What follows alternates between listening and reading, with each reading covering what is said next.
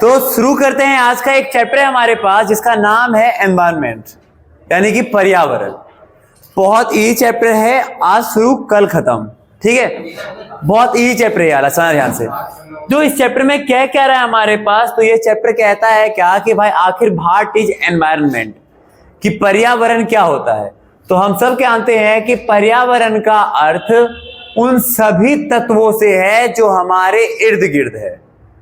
Environment, पर्यावरण मतलब होता है हमारे आसपास का आवरण, यानी everything that is our around us is known as environment, ठीक है।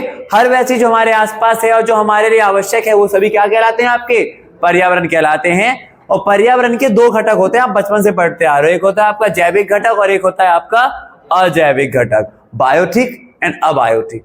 बायोटिक घटक समझते हो, जैविक वाले कौन से होते हैं, जो सांस लेते हैं यानी कि सजीव, ठीक है। और अबायोटिक जो सांस नहीं लेते, जो मूव नहीं करते, नॉन लिविंग थिंग्स यानी कि निर्जीव, ठीक है भाई। अब अगर हम बात सुनाए तो पर्यावरण क्या होता है, हमारे आसपास का वातावरण, इसको हम पर्यावरण कहते हैं। और ये दो प्रकार के होते हैं, इसके दो कंपोनेंट होते हैं आपके, एक होता है बायोटिक और एक होता है आपका अबायोटिक, ठीक है, यानी जैविक और अजैविक, ठीक है भाई। हो गया बंस ना। अगर हम बात करेंगे तो देखो ध्यान से समझना, पर्यावरण के काम क्या होते हैं, what is the function of environment. तो एनवायरनमेंट के कई सारे फंक्शन होते हैं। जो पहला फंक्शन होता है इसका, वो क्या होता है, उत्पादन हेतु संसाधन प्रदान करना। यानी एनवायरनमेंट जो है ये हमें प्रोडक्शन के लिए कच्चा माल प्रोवाइड करता है, रॉ मटेरियल, याद रखना, ठीक है। कच्चे माल कहां से आते हैं, जैसे जंगल से लकड़ियां हो गई, ठीक है, या फिर अगर हम बात करें कोयला, या अगर हम बात करें, यानी उत्पादन करने के लिए जो भी रॉ मटेरियल है हमारे पास, वो सारे कहां से आते हैं आपके, वो सारे आपके यहीं से ही आते हैं, ठीक है भाई। फिर दूसरा अगर बात करें तो पर्यावरण अपशिष्टों को समाहित करता है, यानी जितने भी आपके एनवायरमेंटल वेस्ट होते हैं ना, जैसे कि मान के चलो कुत्ता यहां मर गया, अब जो कुत्ता मरा वो कुत्ता अगर मान के चलो ऐसे ही रह जाएगा, उसे कोई डिकम्पोज नहीं करेगा, फिर तो बदबू आती रहेगी। तो कहीं ना कहीं जो पर्यावरण के जो वेस्ट होते हैं ना, पर्यावरण हमारे अपशिष्टों को अपने में समाहित करता है, यानी कि एनवायरनमेंट एसिमिलेट्स द वेस्ट। तीसरा अगर हम बात करें तो पर्यावरण जीवन धारण में सहायक है, याद रखना। हमारे जीवन जीने के लिए जो भी इंपॉर्टेंट एसेंशियल्स हैं वो हमें कहां से मिलते हैं, एनवायरनमेंट से। चाहे वो आपका सूरज हो, मिट्टी हो, ऑक्सीजन हो, जल हो, ये सारे हमें कहां से मिलते हैं, पर्यावरण से। और लास्ट होता है हमारे पास, यह सौंदर्य विषयक सेवाएं प्रदान करता है। आप देख दो, जब हमारा मूड ऑफ हो जाता है तो सब लोग निकल जाते हैं वादियों में ना, पहाड़ों के उस पार वाली दुनिया देखने के लिए, सही जी भाई। तो कहीं ना कहीं हम ये कह सकते हैं क्या कि ये जो एनवायरनमेंट है ये क्या होता है, ये हमें एक एस्थेटिक फील प्रोवाइड करता है, एस्थेटिक सर्विस देता है, ठीक है भाई। हाँ, तो कुल मिला के चार काम होते हैं एनवायरनमेंट की। सबसे पहले हमारे लिए रॉ मटेरियल प्रोवाइड करना, कच्चा माल। फिर हमारे जो वेस्ट होते हैं उसको ये अपने में अपशिष्ट करता है, यानी कि उसको कहीं ना कहीं अपने में एसिमिलेट कर देता है, ठीक है। तीसरा, पर्यावरण जीवन जीने के लिए बहुत आवश्यक है, ठीक है, क्योंकि जितने भी नेसेसरी कंपोनेंट है, एसेंशियल्स है, चाहे वो ऑक्सीजन हो, वाटर हो, सॉइल हो, ये सारे हमें कहां से मिलते हैं, एनवायरनमेंट से, ठीक है। और लास्ट, ये सौंदर्य विषयक सेवाएं प्रदान करता है, एस्थेटिक सर्विस भी प्रोवाइड करता है। जब कभी किसी का मूड ऑफ हो जाता है, चलो भाई घूमने निकल जाते हैं, ठीक है, समझ आया ये चीज। तो ये है हमारे पास, आ गया समझ में, सिंपल सी चीज था।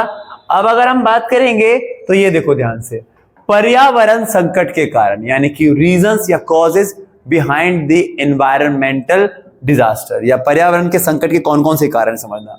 तो आज के समय में पर्यावरण के कई सारे संकट हैं। पहला होता है जनसंख्या विस्फोट, पॉपुलेशन का बढ़ना और तेजी से बढ़ती औद्योगिक क्रांति। आप सब जानते हो जितना ज्यादा जनसंख्या बढ़ता है कहीं ना कहीं पर्यावरण के ऊपर उतना ज्यादा दबाव पड़ता है ना, ठीक है। वो अपनी आवश्यकताओं को पूरा करने के लिए जंगलों को काटेंगे, ठीक है, पर्यावरण को दूषित करेंगे। तो वही होता है, एक तो पॉपुलेशन बढ़ता है वो पॉपुलेशन, और दूसरा बढ़ती हुई जो औद्योगिक क्रांति है, इंडस्ट्रियलाइजेशन रिवॉल्यूशन जो है, जितने ज्यादा उद्योग लगते हैं उनसे निकलने वाले कचड़े, धुआं, शोर, ये कहीं ना कहीं पर्यावरण को पॉल्यूशन करते हैं, ठीक है भाई। दूसरा पर्यावरण का संकट का दूसरा मेन कारण है वो क्या है, आपका संसाधनों का अति उपभोग करना। मैंने बताया जनसंख्या बढ़ती है, तो जनसंख्या बढ़ने से हो क्या रहा है कि हम लोग जो है ना रिसोर्सेज का बहुत ज्यादा उपयोग करते हैं, अति उपभोग करते हैं, ठीक है। क्योंकि जनसंख्या बढ़ रही है, लोगों की संतुष्टि करने के लिए, अपने आप को संतुष्ट करने के लिए हम पेट्रोल ज्यादा यूज करते हैं, हम कोयला ज्यादा यूज करते हैं, हम कार्बन ज्यादा यूज कर रहे हैं, ठीक है भाई। फिर तीसरा और एक और संकट क्या है कि आज के समय में अगर हम बात करें तो पर्यावरण का एक संकट यह भी है कि कई सारे संसाधन तो आजकल क्या हो रहे हैं, गायब होते जा रहे हैं, वैनिश हो रहे हैं, लुप्त हो रहे हैं ना। समझ लो, मतलब कुछ रिसोर्सेज ऐसे हैं जो अब समय के साथ घटते जा रहे हैं, वो हमें मिलेंगे भी नहीं एक समय के बाद, ठीक है। हाँ, और लास्ट अगर हम बात बताएं एक और पॉइंट्स होता है, वो कौन सा होता है, एक और संकट का कारण क्या है, ग्लोबल वार्मिंग। पर्यावरण के लिए एक मेन खतरा ग्लोबल वार्मिंग। ग्लोबल वार्मिंग का मतलब आपको मैं अगर बताऊं, अभी आगे टॉपिक में है इसके बारे में, बट वैसे मैं जनरली आपको बताता हूं, ग्लोबल वार्मिंग का मतलब होता है कि ना देश में या दुनिया में कार्बन जितना हम यूज कर रहे हैं, पेड़ों को हम जितना काट रहे हैं, उससे हो क्या रहा है, हमारे अर्थ का जो टेम्परेचर है वो दिन पर दिन बढ़ता जा रहा है। तापमान बढ़ेगा, ग्लेशियर पिघलेंगे, समुद्र का लेवल बढ़ता रहेगा। समुद्र का लेवल अगर बढ़ेगा तो फिर जो समुद्र के पास जो क्षेत्र होते हैं वो कहीं ना कहीं एक समय के बाद जाकर के समाये जाएंगे, ठीक है। ऑस्ट्रेलिया जैसे देश, न्यूजीलैंड जैसे देश तो बिल्कुल गायब हो जाएंगे फिर, ठीक है। फिर एक होता है हमारे पास ओजोन परत का अपक्षय, यानी depletion of the ozone layer. आप लोगों को पता है ना, ओजोन परत क्या करता है, हमें सूरज से आने वाली अल्ट्रावायलेट किरणों से बचाता है ना, पराबैंगनी किरणों से हमें बचाता है। अगर वो किरणें डायरेक्ट हमारे चेहरे पे आके लगेंगी तो हमें स्किन कैंसर जैसी बीमारियां हो सकती है, तो कहीं ना कहीं हमें बचाता है। बट आज के कल इनमें हम जितना ज्यादा CFC, क्लोरोफ्लोरोकार्बन, जो आपका AC फ्रिज में डलता है, इनमें हम जितना यूज करेंगे कहीं ना कहीं उसमें छेद हो रहा है, वो हमारे लिए संकट का कारण बनता है, ठीक है। और एक और कारण है, वो है वनों की कटाई। मैंने कहा जनसंख्या बढ़ रही है, इनको रहने के लिए जगह चाहिए, खेत और चाहिए, खेतों के मतलब खेत करने के लिए कृषि चाहिए, खेत चाहिए, तो उसके लिए जंगलों को काटा जा रहा है, ठीक है भाई। तो ये सारे कुछ कारण हैं आपके, जो आज के टाइम में पर्यावरण के बहुत ज्यादा संकट के टॉपिक्स हैं, ठीक है। समझ आया भाई, एनवायरमेंटल क्राइसिस के जो कुछ पॉइंट है आपके, वो सारे पॉइंट होते हैं, ठीक है। ना अगर हम अगला बात करेंगे तो उसमें हम बात करेंगे किसके बारे में, तो अब आपके पास जो टॉपिक होता है कि ग्लोबल वार्मिंग। जैसा कि मैंने आपको बताया कि ग्लोबल वार्मिंग होती क्या है, तो देखो कार्बन उत्सर्जित गैसों से पृथ्वी वायुमंडल का तापमान लगातार बढ़ता जा रहा है। सुना, मैंने कहा ना, जितना ज्यादा हम कार्बन यूज करते हैं, कार्बन का मतलब केवल ओनली कार्बन नहीं, कार्बन के कितने भी यौगिक हो जाए, कार्बन का जो कंपाउंड्स होते हैं, इसका जितना ज्यादा यूज करते हैं ना, और कहीं ना कहीं ये इनके यूज होने से हो क्या रहा है कि जो पृथ्वी का जो तापमान है वो बढ़ता जा रहा है। फलस्वरूप क्या होता है, अब ग्लोबल वार्मिंग से कारण क्या निकल कर आते हैं, इसके कारण क्या मिलते हैं, तो ग्लोबल वार्मिंग के कई कारण है भाई।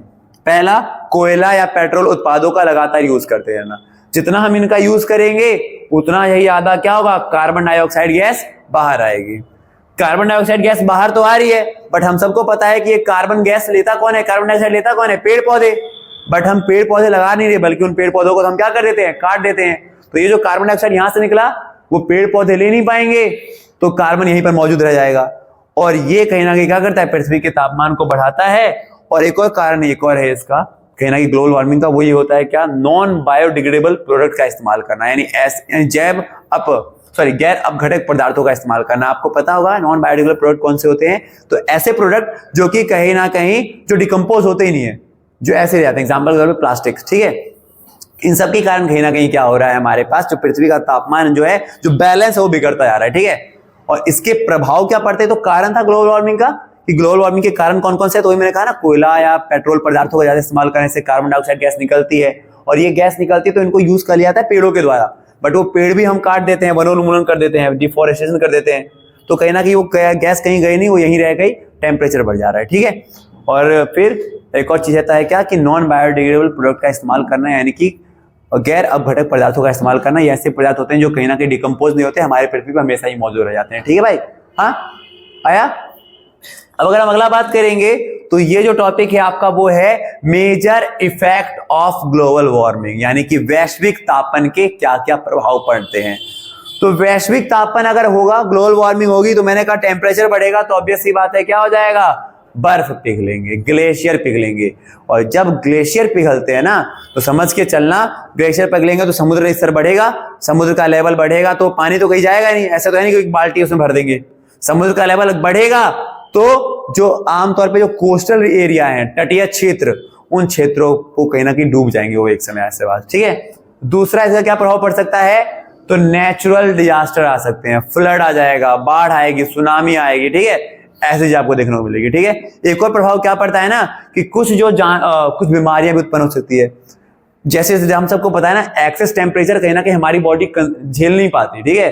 और खास करके ऐसे लोग जिनको ज्यादा गर्मी पसंद ना हो, या जो ज्यादा ठंडे क्षेत्र में रहते होंगे, उस क्षेत्र में, ऐसे हम दिल्ली वाले, हमें कोई फर्क नहीं पड़ता इतनी गर्मी होने से, ठीक है।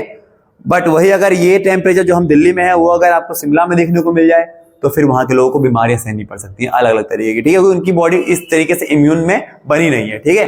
और फिर एक होता है क्या, जानवरों पर प्रभाव पड़ सकता है, जैसे कि मान के जो पोलर बियर होते हैं ना, ध्रुवीय भालू, वो पोलर बियर आमतौर पर ठंडी जगहों पे रहते हैं, बट जब ग्लोबल वार्मिंग बढ़ेगी वो ग्लेशियर पिघलेंगे तो वो कहाँ जाएंगे, वो गायब हो जाएंगे, मर जाएंगे, उनकी वही खत्म हो जाएगी, ठीक है। और देन लास्ट होता है हमारे पास मौसमी प्रभाव पड़ता है। गर्मी के मौसम लंबे हो जाते हैं, सर्दी के बहुत छोटे हो जाते हैं। जैसे अभी हम बात करें दिसंबर में हम आ गए हैं और हम एंटर कर रहे हैं, अभी हम 12, 15, 13 तारीख को, उतनी भी ज्यादा सर्दी नहीं पड़ी जितनी पड़नी चाहिए थी इस समय के टाइम पे, ठीक है। तो कहीं ना कहीं मौसमों पर प्रभाव भी देखने को आपको मिल जाता है, ठीक है। तो ये सारे आपके फैक्टर होते हैं, ठीक है, एक बार आप नोट कर सकते हैं इसे।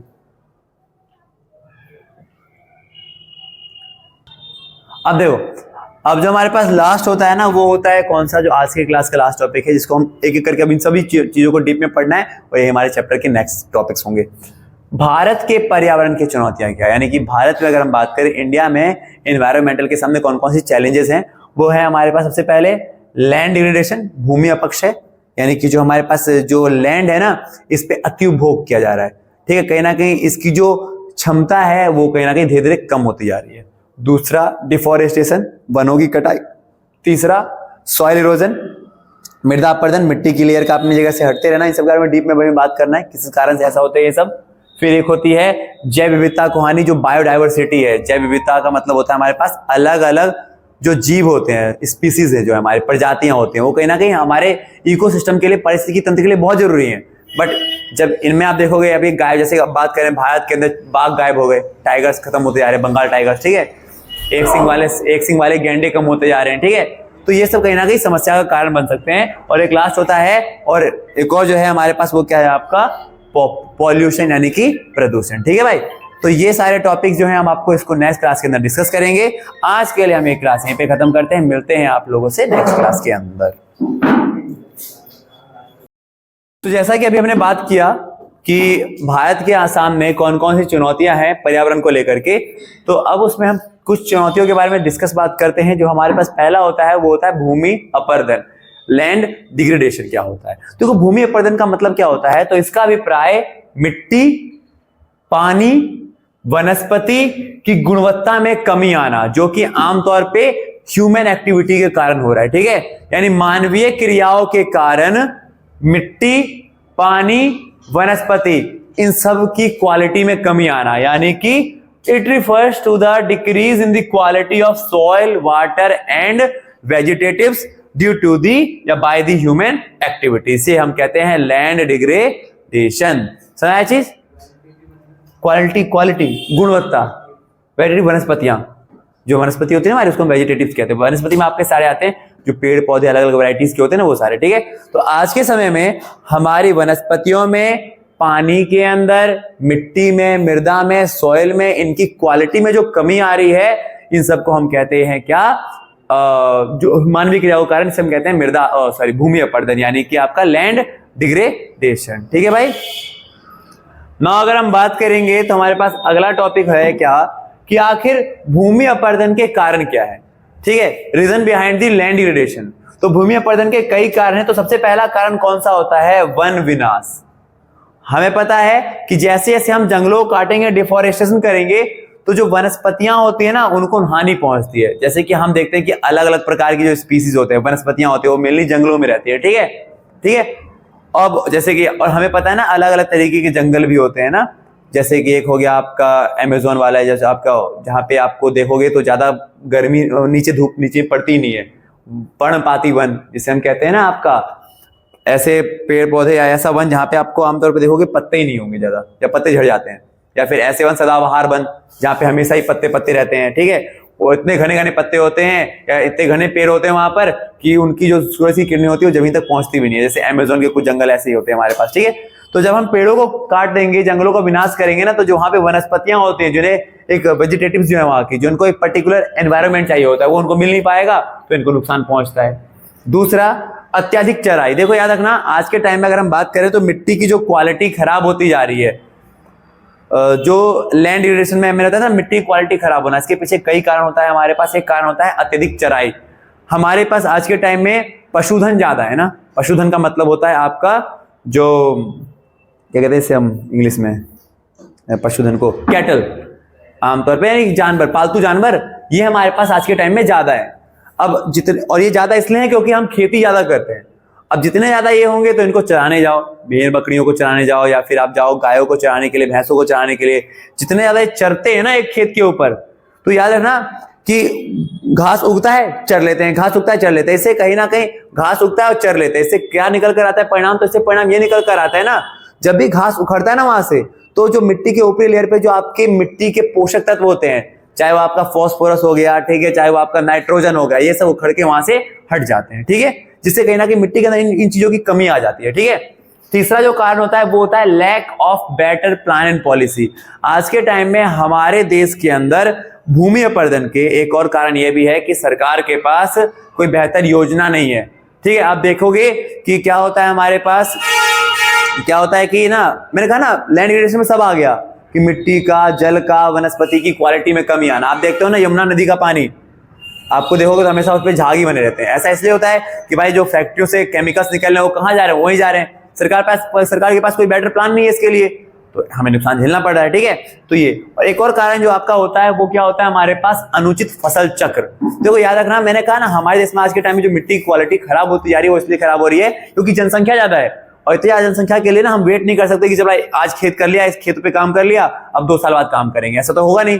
पेट पालना है देश के लोगों का, तो हमें लगातार बिना रुके उस खेत पे काम करना पड़ता है। रबी क्रॉप किया, रबी की फसल उगाई, फिर उसके बाद खरीफ की फसल उगाओ, फिर जायद उगाओ, ऐसे करके क्रॉप चलता रहता है, लगातार चलता रहता है, जिससे कहीं ना कहीं ना मिट्टी के ऊपर जो एक जमीन है उसके ऊपर दबाव पड़ता है और उसकी जो उर्वरक क्षमता, फर्टिलाइजेशन पावर होती है वो धीरे धीरे कम हो रही है, ठीक है। और एक कारण होता है पॉल्यूशन। पॉल्यूशन तो है एक मेन कारण सबका, ठीक है, समझ चीज। तो ये सब कारण थे किसके? लैंड डिग्रेडेशन के, यानी कि भूमि अपरदन के, जो कि जिसके अंदर क्या क्या होता है? पानी का, वाटर का, या फिर वनस्पति का, या फिर आपका सॉइल का क्वालिटी में कमी आना, ठीक है भाई, समझ चीज। तो ये इसके कारण है। अब अगर हम बात करेंगे तो हमारे पास जो अब अगला टॉपिक होता है वो होता है आपका सॉइल इरोजन। मृदा अपरदन क्या होता है? जो सॉइल होती है, सबसे पहले सॉइल समझो, सॉइल क्या होती है? तो जो मिट्टी की सबसे ऊपरी परत होती है, the upper most layer of the earth, पृथ्वी की सबसे ऊपरी परत को हम क्या कहते हैं? मिट्टी कहते हैं, मृदा कहते हैं, ठीक है। और मृदा अपरदन का मतलब क्या है? तो मृदा अपरदन से अभिप्राय भूमि की पहली परत अर्थात मिट्टी का उस जगह से हटना या बह जाना। मृदा अपरदन का मतलब यही है कि मिट्टी की जो लेयर होती है, यानी कि जो पृथ्वी की पहली लेयर, जिसे मृदा कहते हैं, मिट्टी कहते हैं, सॉइल कहते हैं, इस सॉइल का अपनी जगह से हट जाना, खिसक जाना, बह जाना, क्या कहलाता है? आपका सॉइल डिग्रेडेशन कहलाता है। आपको बता दूं कि 1 सेंटीमीटर ना मिट्टी बनने में काफी लाखों वर्ष लग जाते हैं, ठीक है। 1 सेंटीमीटर, केवल 1 सेंटीमीटर मिट्टी की लेयर बनने में काफी वर्ष लग जाते हैं। आप सबको पता होगा, आपने 8th क्लास या 7th क्लास में पढ़ रखा होगा कि मिट्टी बनता कैसे है। मिट्टी जो होता है ना वो कई कारकों से बनता है, आपका रॉक से, चट्टानों के घिसने से, जब हवाएं जाती है ना, जब हवाएं बहती हैं, पानी बहता है, तो चट्टानें जो घिस घिस के ना क्या करते हैं? छोटे छोटे कण कण बनाते हैं। वो कण धीरे धीरे जब पानी के द्वारा, बाढ़ के द्वारा नीचे बह कर आता है ना, तो उससे कब मिट्टी का निर्माण होता है आपका, ठीक है। तो मिट्टी बनने में 1 सेंटीमीटर मिट्टी बनने में काफी टाइम लग जाता है, और ये मिट्टी जब किसी कारणों से वहां से बह जाएगी, खिसक जाती है ना, तो इसी को हम कहते हैं सॉइल इरोजन, यानी कि आपका मृदा अपरदन। यानी कि it refers to all those activity which is responsible for the removing the first layer of the earth, यानी कि सॉइल को, ठीक है भाई।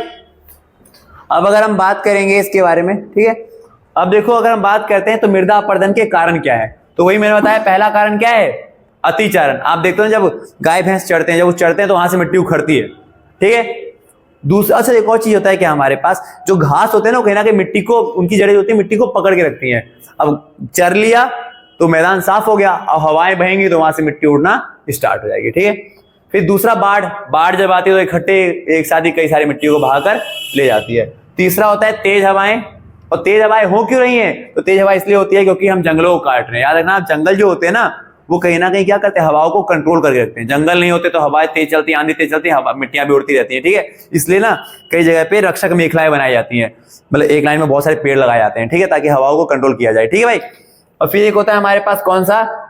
अति सिंचाई, ज्यादा सिंचाई कर देना। जब ज्यादा सिंचाई करते हैं, आपको पता है, अगर मान के चलो मैं यहाँ पे पानी पटाऊं, पानी डालू यहाँ पर, तो जो यहाँ की मिट्टी होंगी साइड होती जाएगी, तो ज्यादा सिंचाई करना भी एक कारण बन जाता है, ठीक है। और एक होता है हमारे पास पॉल्यूशन, जो सबका कारण है, ठीक है। तो ये सारे रीजन किसके हैं? आपके मृदा अपरदन के, यानी कि सॉइल इरोजन के कारण है, ठीक है। एक बार इसको नोट कर लो।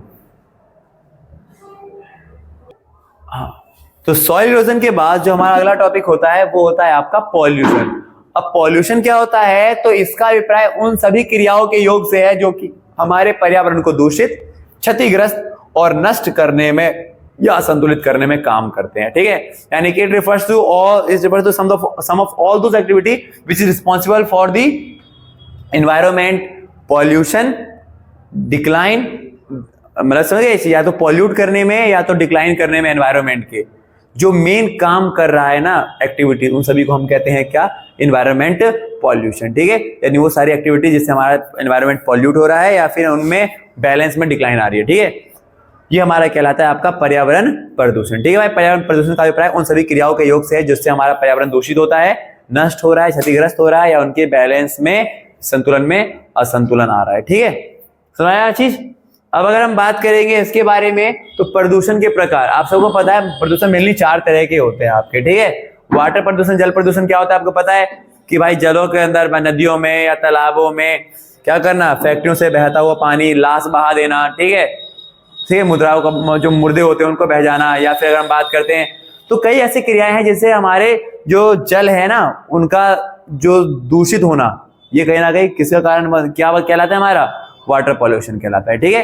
इसके कई रिस्पॉन्सिबल फैक्टर होते हैं, जैसे इस फैक्ट्रियों से रसायन को यहाँ बहाना, फैक्ट्रियों से केमिकल्स को बहाना, ठीक है, लाशों को बहा देना। या फिर अगर हम बात करते हैं तो कुछ लोग जो होते हैं वो नदी किनारे कपड़ा धोने लग जाते हैं, ठीक है। या फिर एक और कारण ऐसा होता है हमारे पास कि जो ऐसे जहाज होते हैं, जो तेल के जहाज होते हैं, वो क्या होते हैं, उनमें कोई लीकेज आ जाती है तो उससे पूरा समुद्र का लेवल वहां से खराब हो जाता है, ठीक है। तो ये सारे कारण है। फिर वही बताते हैं वायु पोल्यूशन, एयर पोल्यूशन, तो आपको पता ही है कि भाई वातावरण के अंदर वायु का दूषित हो जाना ही क्या कहलाता है, एयर पोल्यूशन कहलाता है, ठीक है। ये भी कई कारणों से होता है। ये सब वही है हमारे पास जो हम कह सकते हैं ना कि भाई अधिक कार्बन डाइऑक्साइड का इस्तेमाल करना, अधिक ऐसी चीजों का इस्तेमाल करना जो कि ऐसी गैसेस निकालते हैं जो कि हमारे लिए असहनीय है, या फिर जो ऊपर जाकर के एक लेयर बना लेते हैं जो कभी गायब नहीं होते, और फिर उनसे क्या होती है, पहली बारिश होती है तो उनसे एसिड रेन यानी कि अम्ल वर्षा होती है, ठीक है। तो ये हमारा वायु पोल्यूशन है, ठीक है। फिर अगर फैक्ट्रियों से निकलना धुआं भी इसका एक मेन कारण है। ध्वनि प्रदूषण, साउंड पोल्यूशन, तो पता ही आपको, यानी कि जो वाहनों से, व्हीकल से या फिर फैक्ट्रियों की मशीनों से जो साउंड क्रिएट होता है, ठीक है, ये सारे कहीं ना कि ध्वनि प्रदूषण के हैं। और मृदा प्रदूषण, सॉइल पोल्यूशन आपका होना कि वही मिट्टी का दूषित होना। मिट्टी दूषित कैसे होता है, क्या जो कुछ फैक्ट्रियां वाले होते हैं जो अपने केमिकल्स को रोड पे, मतलब मिट्टी पे बहा देते हैं, ठीक है, इसके कारण से। या फिर सॉइल इरोजन जो था ना, मृदा अपरदन, वो इसका एक कारण, वो पूरा एक कारण जो है इसका बन जाएगा आपका, ठीक है। तो ये सारे आपके प्रदूषण के टाइप्स होते हैं, ठीक है। अब देखो बात करते हैं प्रदूषण नियंत्रण करने के कौन कौन से उपाय हैं। तो हम प्रदूषण को कैसे कंट्रोल कर सकते हैं, तो हम प्रदूषण को कंट्रोल करने के लिए बेहतर सरकारी कार्यक्रम होना चाहिए, यानी बेटर गवर्नमेंट प्रोग्राम चलाना जाना चाहिए, ठीक है। सरकार द्वारा कुछ ऐसे कार्यक्रम बनाने चाहिए जो कि कहीं ना कर सके हमारे देश के अंदर पॉल्यूशन को कंट्रोल कर सके, ठीक है भाई। फिर दूसरा, जनता में जागरूकता बनाए कि भैया कि देखो, एक तो कभी कभी पानी आता है, मतलब एक तो जैसे कि हम ऐसे इलाके में रह रहे हैं जहाँ पे जल्दी पानी नहीं आता है, 3 दिन बाद पानी आता है, और जिस दिन पानी आता है उस दिन हम ये समझते हैं कि शादी हो रही है, पूरा रोड धो देंगे सर, ये चीज। तो ये होता है हमारे पास, तो ये जागरूकता की कमी है, ठीक है। तो अवेयरनेस होना चाहिए जनता के अंदर। तीसरा क्या होता है हमारे पास, बेहतर सरकारी कानून व प्रतिबंध होना चाहिए, ठीक है। यानी कि सरकार का जो कानून, सरकार ने ऐसा नहीं कानून नहीं बनाया, सरकार ने कानून तो बनाया, बट उस कानून का सही तरीके से पालन हो रहा है कि नहीं हो रहा है, ये भी सरकार को देखने पड़ेगा, ठीक है। और फिर वनोन्मूलन को रोकना, डिफोरेस्टेशन को रोकना। वनोन्मूलन को रोकने के लिए हमें क्या करना पड़ेगा, सरकार को कहीं ना कहीं ऐसी पॉलिसीज बनानी पड़ेगी, या हमें आवश्यकता है भी कुछ ऐसे और आंदोलन की, जैसे कि चिपको आंदोलन था ना, ठीक है। तो चिपको आंदोलन हो गया, या अप्पिको आंदोलन हो गया तमिलनाडु के अंदर, चिपको आंदोलन उत्तराखंड के अंदर जो चलाए गए थे पेड़ों को बचाने के लिए। तो हमें कुछ ऐसे आंदोलन की और आवश्यकता है, ठीक है। और भी हम चाहे तो लिख सकते हैं कि पॉल्यूशन में कमी कर देना, प्रदूषण में कमी लाना, ठीक है, उन सबको। और एक कारण जो है ना आपका, वो मेजर ये है आपके पास, धारणीय विकास, सस्टेनेबल डेवलपमेंट को बढ़ावा देना। सस्टेनेबल डेवलपमेंट होता क्या है, इसको भी हम पढ़ते हैं। वैसे आपसे अगर क्वेश्चन पूछता है ना, सरकार ने ना पॉल्यूशन को कम करने के लिए बनाया था board, pollution control board, pollution है, पॉल्यूशन, एक सेकेंड, पॉल्यूशन कंट्रोल बोर्ड बनाया था कब, 1974 में, ठीक है भाई। जिसका काम है, ये यही काम करता है कि यह देखना कि देश के अंदर प्रदूषण को किस प्रकार से नियंत्रित किया जाए, ठीक है। समझा भाई ये चीज। तो पॉल्यूशन को कंट्रोल करने के क्या क्या उपाय हैं, बेहतर सरकारी कार्यक्रम होना चाहिए, जनताओं में जागरूक होना चाहिए, बेहतर सरकारी कानून बनाने चाहिए, जो कानून बन चुके हैं उन कानून को अच्छे तरीके से ग्राउंड पर लेकर आना, व्यवहार में लेकर आना, वनोन्मूलन को रोकना, वृक्षों की कटाई जो हो रही है, डिफोरेस्टेशन हो रहा है, इसको रोकना, और सस्टेनेबल डेवलपमेंट को इंक्रीज करना। सस्टेनेबल डेवलपमेंट धारणीय विकास होता क्या है, तो उसके बारे में ये टॉपिक है आपका। देखो धारणीय विकास क्या होता है, समझना ध्यान से। तो धारणीय विकास यानी इसका अभिप्राय वर्तमान में संसाधनों का ऐसे उपभोग करना ताकि आने वाली भावी पीढ़ी भी इन संसाधनों का लाभ उठा सके, इसी को हम कहते हैं सस्टेनेबल डेवलपमेंट। यानी कि इन करेंट टाइम रिसोर्सेज को आप ऐसे यूज करो, ऐसे कंज्यूम करो ताकि जो आने वाली अपकमिंग जनरेशन है ना, वो भी इसका इस्तेमाल कर सके, ठीक है। हाँ, और इसकी उत्पत्ति याद रखना, धारणीय विकास सस्टेनेबल डेवलपमेंट जो वर्ड निकला है, इसकी उत्पत्ति कब हुई थी, तो इसकी जो उत्पत्ति हुई है वो international union for the conservation of natural resources, IUCN, international union for conservation of natural resources, इसमें की गई थी, जो कब हुई थी, 1980 में, ठीक है भाई। तो international union for conservation of natural resources, इसके लिए आपको सुना है। तो धारणीय विकास या सस्टेनेबल डेवलपमेंट का मतलब होता क्या है आपका, तो it refers to consume the resources in current time by which, या इन कीप इन माइंड कि हमारे आने वाली अपकमिंग जनरेशन भी उसका इस्तेमाल कर सके, ठीक है भाई। हाँ, अब अगर हम बात करेंगे एक और टॉपिक जो है हमारे पास सुनाए वाला, अब हम बात करते हैं क्या कि आखिर how to achieve sustainable development. अब मैं धारणीय विकास जो है, सस्टेनेबल डेवलपमेंट जो है, इसको मैं कैसे अचीव कर सकता हूं। तो इसको अचीव करने के ना कुल मिला के आपके 5-6 तरीके हैं, ठीक है, 5 तरीके हैं। पहला तरीका तो ये है हमारे पास, जो सस्टेनेबल डेवलपमेंट कहता क्या है आपका, धारणीय विकास क्या कहता है, तो ये कहता है क्या कि भाई वर्तमान में संसाधन ऐसे इस्तेमाल करो ताकि आने वाली पीढ़ी भी उसका इस्तेमाल कर सके। तो ऐसे में ना हम जो रिन्यूएबल रिसोर्सेज हैं, नवीकरण संसाधन, हमें पता है ये बात कि भाई कभी भी ये संसाधन खत्म नहीं होंगे, बट फिर भी समय किसने देखा है, हमें इनका प्रयोग हमेशा लिमिट में करना चाहिए। ऐसा नहीं है कि ये सोचना चाहिए भाई सूरज तो हमेशा ही रहता रहेगा, हवा हमेशा ही चलती रहेगी, जल तो हमेशा रहेगा हमारे पास, तो ऐसा सोच करके उनका देर धड़क से यूज मत करते रहो, उनको ऐसे यूज करो ताकि आने वाली पीढ़ी भी उनका इस्तेमाल कर सके। दूसरा, और जो गैर नवीकरण संसाधन है, नॉन रिन्यूएबल रिसोर्सेज, ऐसे रिसोर्सेज जिनको बनने में काफी समय लग जाता है, तो उनके स्थान पर ना हमें शिफ्ट करना चाहिए कहां की तरफ, रिन्यूएबल की तरफ, ठीक है, समझ गए। जैसे मैंने बताया था ना, बिजली जो है आपका, इलेक्ट्रिसिटी वो बन सकती है आपकी कोयला से ही बन सकती है, ठीक है, बट हम कोयला हमारे लिए क्या है, नॉन रिन्यूएबल है, जो जल्दी नहीं बनेगा, तो उसके स्थान पर हमें क्या करना चाहिए, पवन चक्की से जो है ना आपका, यानी कि जो आपका विंड मिल हो गया, या फिर आपका हम बात करें तो जो हाइड्रो प्लांट है, पावर बांध बना करके उनसे हमें बिजली बनानी चाहिए, या सोलर पैनल से, ठीक है। फिर तीसरा होता है हमारे पास आगत कुशल बनाना, यानी कि बिकम इनपुट एफिशिएंट। इसका मतलब ये है हमारे पास, और इसका मतलब ये है ना बेसिकली कि जितना है ना उसमें जितना है उससे भी ज्यादा यूज करो, उससे भी ज्यादा यूज करो, उसका जितना है, जो चीज जितना है ना, ये मान के चलो एक चीज से, जैसे आप देखते हो इसका बेस्ट एग्जांपल है गन्ने वाले, जो गन्ने का जूस देते हैं ना, उस एक गन्ने को जब तक वो बंदा बिल्कुल यूं से यूं नहीं हो जाएगा ना, बिल्कुल ऐसा रस्ते उसके अलग हो जाएंगे, तब तक वो उसका इस्तेमाल करता रहेगा, पूरा जूस निकालेगा उसका, ठीक है। तो ऐसे ही हमें इसका मतलब यही है कि जैसे अगर मान के चलो मैं इस्तेमाल करता हूं कोयला, अगर मैं इस्तेमाल कर रहा हूं बिजली बनाने के लिए, या फिर अगर मान के चलो हम किसी भी नेचुरल रिसोर्सेज का इस्तेमाल कर रहे हैं, तो इसका इस्तेमाल आपको बिल्कुल उसके मतलब छोटी सी भी चीज है ना, उसका बेटर यूज करके दिखाओ, ठीक है। ऐसा नहीं है कि भाई मिल गया कोई चीज फ्री में, अगर मिल गई तो यूज करते रहो, थोड़ा सा यूज कर लिया बाकी फेंक दिया। इसका एग्जांपल हम ये भी कह सकते हो, हर चीज इसके अंदर केवल आप नेचर से मत जुड़ो। आने वाले समय हो सकता है लोगों को खाना नहीं मिले, तो आज के टाइम में हम लेते हैं ना खाना, अगर खाते हैं तो भाई कुछ खाते हैं कुछ फेंक देते हैं, तो मतलब सुटेबल वही है हमारे पास कि उतना ही लो थाली में, जो व्यर्थ ना जाए नाली में, समथिंग वैसा ही कुछ, ठीक है भाई। जितना है उसमें बेस्ट निकालो, ठीक है। और एक होता है हमारे पास क्या, प्रदूषण पे कंट्रोल करना, ताकि आने वाली पीढ़ी इनका इस्तेमाल तभी कर पाएगी ना जब वो खुद स्वस्थ रहेगी। मान लीजिए ऐसा ना हो कि आने वाली पीढ़ी खुद ही सांस ले रही है भाई ऑक्सीजन मास्क लगा करके, तो क्या इस्तेमाल करेगी फिर इनका, ठीक है। और देन लास्ट होता है हमारे पास जनसंख्या को कंट्रोल करना, ठीक है। सबसे बेटर अच्छा हम गिफ्ट अपने आने वाले लोगों को ये चीज दे पाएंगे कि उनको लेकर ही ना आए दुनिया में, मतलब कम लेकर आए, समझ रहे चीज भाई। तो ये सारी चीजें हमारे पास, और इसी के साथ आपका जो चैप्टर था वो समाप्त हो जाता है। बहुत इजी चैप्टर था, कुछ था ही नहीं इसके अंदर, ठीक है। छोटी छोटी चीजें होती हैं आपको जो समझ के चलनी होती है, ठीक है।